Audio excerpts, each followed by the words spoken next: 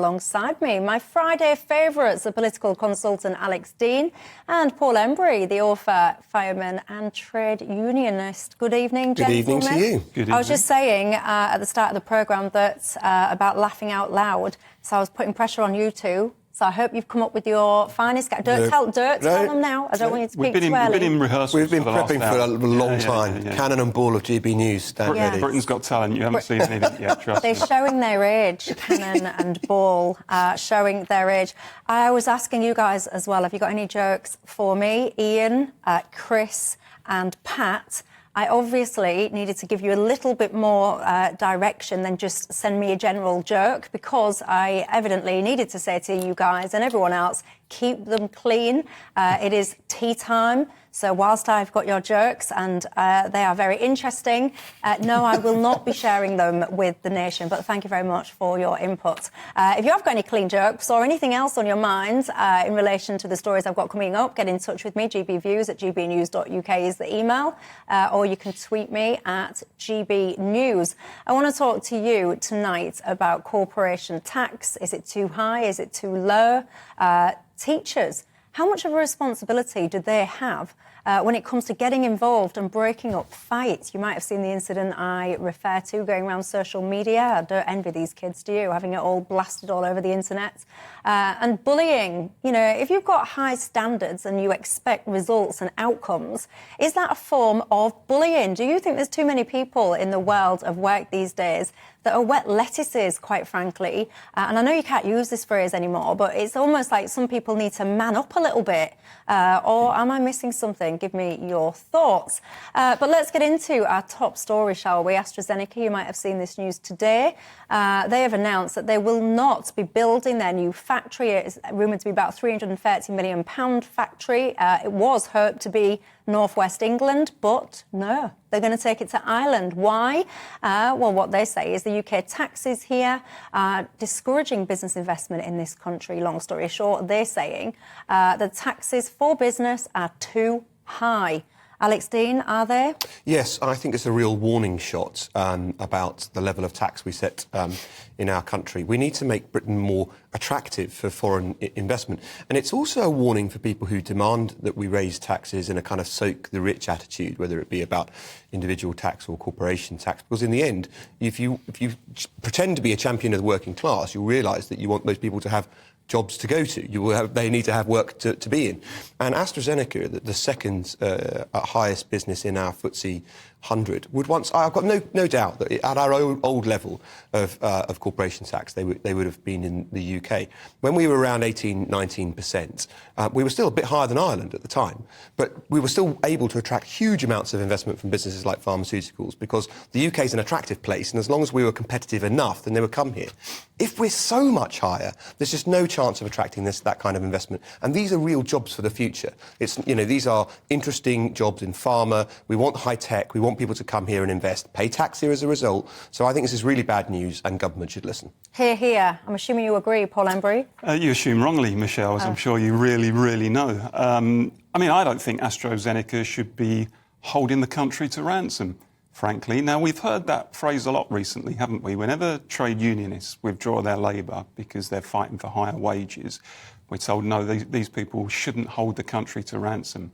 Now, I know that I use this argument a lot. Why is it acceptable for a rich corporation to essentially blackmail governments and to say, unless you give us the tax regime that we want in order to allow us to make even more profit, then we are going to take our capital... Let me finish. We're going to take our capital abroad. Why does nobody say, hold on a second, AstraZeneca, you should not be holding the country to ransom? They don't. What people like Alex say is, we've got to indulge these people. We've got to give them what they demand. They want low tax rates.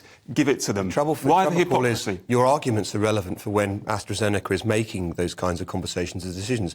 They've now made it. They've now done it. They've showed you the consequence of your position and called your bluff. They said, right, I won't come to the UK then. I'll go elsewhere. And in the end, a low percentage of something is better than a high percentage of nothing. And that's what you're going to leave us with. So essentially what we have then is a race to the bottom where countries are trying to outcompete each other in order to offer the lowest rate of corporation tax. And the big corporations can take advantage of that. They can put pressure on governments and say, look, unless you give us something even lower than this country has given us, we're going to up sticks and go elsewhere.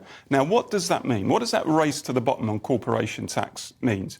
It means essentially that the wealth and income inequality we've got in this country at the moment increases because, let's be honest, tax cuts of that kind benefit mainly the rich. They don't, by and large, benefit poorer people.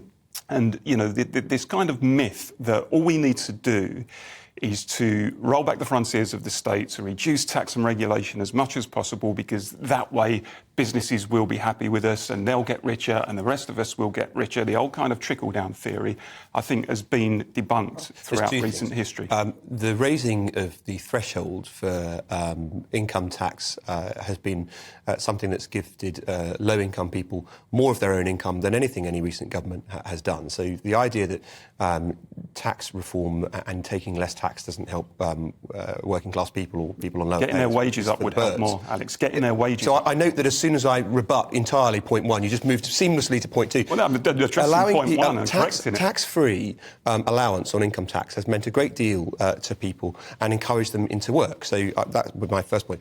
My second point would be, I just don't really understand where you think you're going to get to with an argument like this, because businesses in the end are going to pursue lower tax regimes. They have choices, and it's just bizarre that you think the argument from your side is, well, you just should volunteer to pay more tax, and therefore I expect that you will. I'm afraid no corporation in the world is going to follow your logic, Paul. Well, and the truth is, what I don't think you've addressed is my point that essentially then it becomes a race to the bottom. Which country can offer the lowest rate of corporation tax? Because we have to give in to big business the whole time.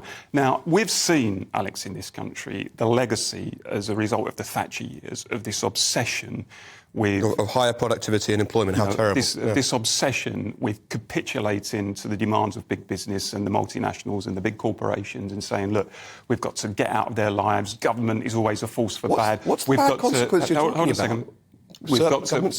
We've got to do what business demands of us. Well, fine, you get your tax rates really low, but what does that mean for public services? What does it mean for our health service? What does it mean for our education service? All of the crises that we've got at the moment in public services, the fact that people are struggling to make ends meet, people in the public sector not earning decent wages, people in the private sector not earning decent wages. What is it about that Thatcher legacy you want to repeat in this day? Well, I volunteered some and you were ignoring them, but there is something about higher productivity, the state running a surplus. I do also think your argument, you make this argument a great deal about the philosophy of taxing wealthier people more, and that every argument comes back to it seems to me, at least once a show. But in the end, you're ignoring the reality right in front of you. AstraZeneca is showing you what will happen. These companies will go somewhere else, and in the end, you're trying to tax people who aren't here. My point is, having the ability to tax at least something is better than not being able to tax them at all. In the end, your attitude will just drive people out of the UK. Ireland then goes down to, let's say, theoretically, 8% corporation tax. They're at 15. Okay, whoa, hold on a second. Theoretically, 8% corporation tax. And all of a sudden, big businesses in this country say to our government, our elected government, unless you do the same, we're up in sticks and going elsewhere with what that means for job losses and local industry and all the rest of it. You say, OK, let's go to 7%. I already indicated. I think you should address that. I've done it twice and I'll do it a third time for you. Well, let's see how it goes. I don't think you did. Actually. When we had a lower corporation tax regime, we still weren't as low as Ireland, but businesses were willing to invest here. In effect, it's a compromise to say all of the things that are positive about the UK, the culture of the place, the language, the right time zone, London as an attractive place, school places good enough for their children, relatively commutable, housing stock and so forth. Look, there's a whole package of reasons that people come to a country. Sometimes these are arguments offered on your side of the discussion. But when the disparity gets so large between you and a lower tax regime, you have to look at the reality of what's confronting you.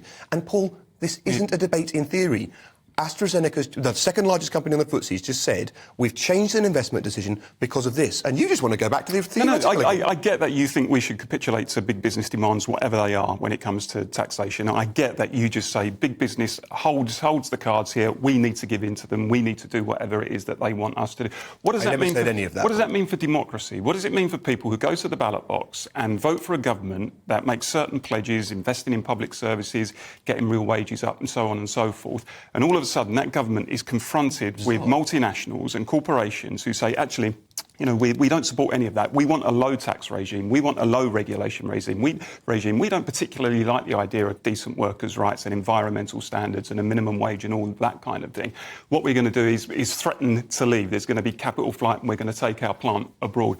What does that mean for democracy? Effectively, what it means is people can vote for a government who then, unless they're prepared to stand up for it, can be blackmailed by a corporation that has got no democratic mandate and says, this is how you should do it, otherwise we're on our way. Behind the rhetoric, you show why a Labour government would be bad for the UK. Because if they would pursue the line you want them to take and tax at a higher rate, it is true, it would be less attractive for businesses to come here. You can dress it up in whatever... It's normally about protection or workers' rights and safety at work and so forth. But in the end, what it comes down to is that you want to tax them more, and as much out of vindictiveness, as far as I can tell, as actually to do with what goes into the system. There's nothing I've said there whereby you should conclude it's out of vindictiveness. It's not out of vindictiveness. It's out of fairness, essentially. Well, you extrapolated all the way from what I said to it's bad for democracy. People are entitled to vote for a party they want to vote for, and then a party's entitled to enact a platform based on its manifesto.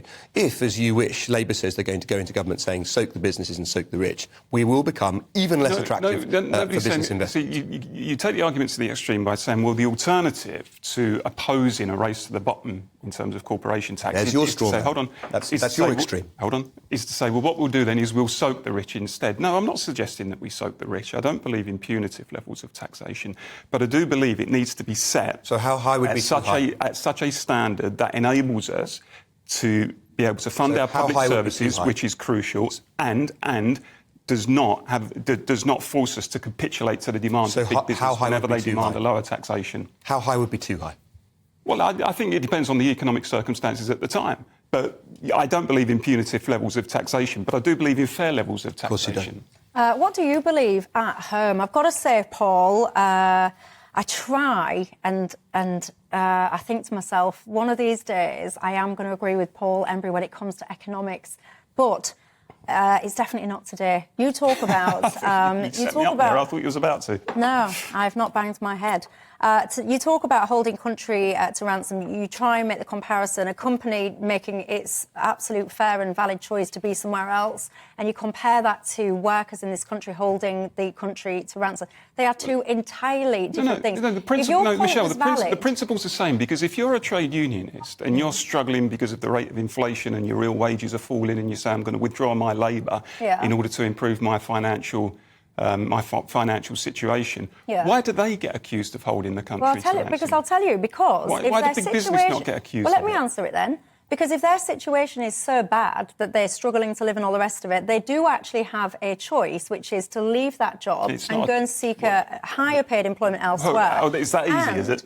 And to your last point about is it a race to the bottom, there are many countries that have a lower rate of corporation tax than the UK already, and yet we have businesses in this country. So we don't see a situation where companies in the UK sit there and go, hang on a second, Ireland or wherever, quite frankly, have almost, not zero, but lower rates, so let's pick up and go. So that doesn't happen. So why do we fine? So in which case, why are we feeling under pressure to reduce our corporation tax rate in order to chase the AstraZeneca? Because of AstraZeneca, because a business has been honest. Blackmail would be saying, do this or I won't invest. That's not what has happened here. And your whole premise is wrong. The company's instead not invested, decided not to, put its investment somewhere else, and then says, here is why. They are being helpful and honest. Alex, you know that globalisation, the way it is now, with the interconnectedness of national economies around the world, allows big corporations to do exactly what I'm saying, which is to say, look, we've got an operation here. If you don't give us low tax rates, if you